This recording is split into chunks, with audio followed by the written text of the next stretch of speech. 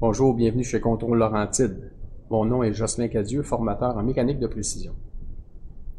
Aujourd'hui, j'aimerais vous présenter les outils et les simulateurs que nous utilisons dans nos formations.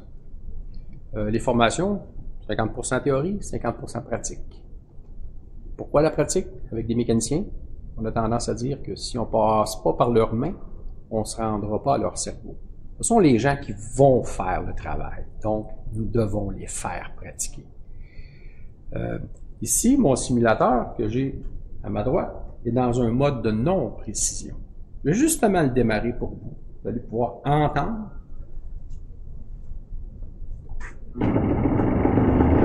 Et je vais prendre la vibration, comme je vais demander à mes étudiants de le faire dans la formation, et d'utiliser une feuille de collecte pour être capable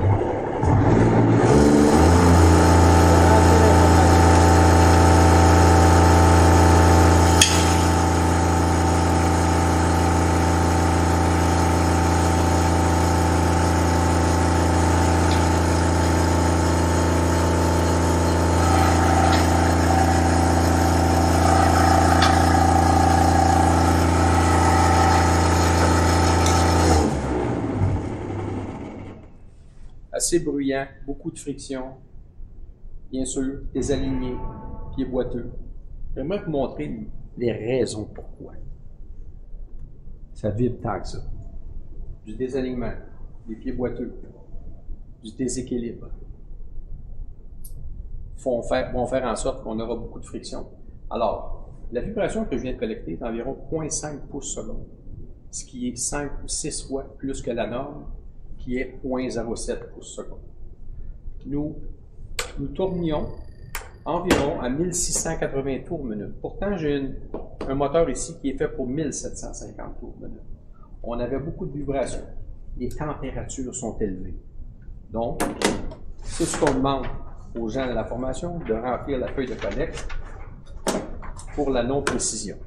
Maintenant, une fois que ceci a été acquis, compris, maintenant, on va donner la technique et les gens doivent se remonter le simulateur dans un état de précision.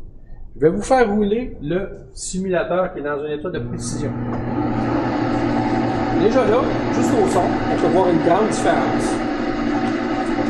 J'aimerais vous montrer les raisons pourquoi maintenant nous sommes dans un état de précision. Nous avons réglé les pieds boiteux. Nous avons réglé l'alignement avec un laser. Nous avons utilisé des clés dynamométriques. Nous avons utilisé tous les outils prédictifs et correctifs nécessaires pour être capable de faire un montage adéquat. L'ampérage qu'on tire sur ce simulateur-là, exactement comme l'autre, 0,5 ampères. Alors, on a réduit de presque 50% l'ampérage. Les températures.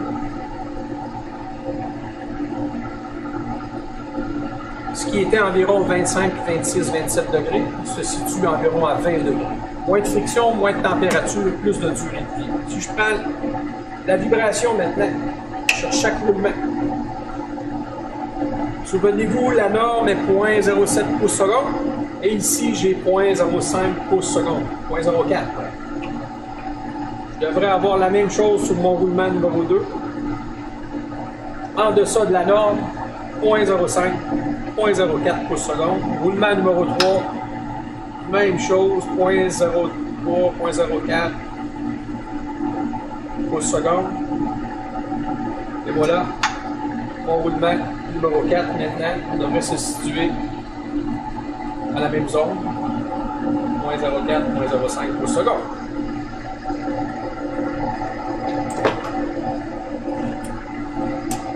Vitesse du rotor, 1750 révolutions par minute. Il est parti de 1685 à 1750.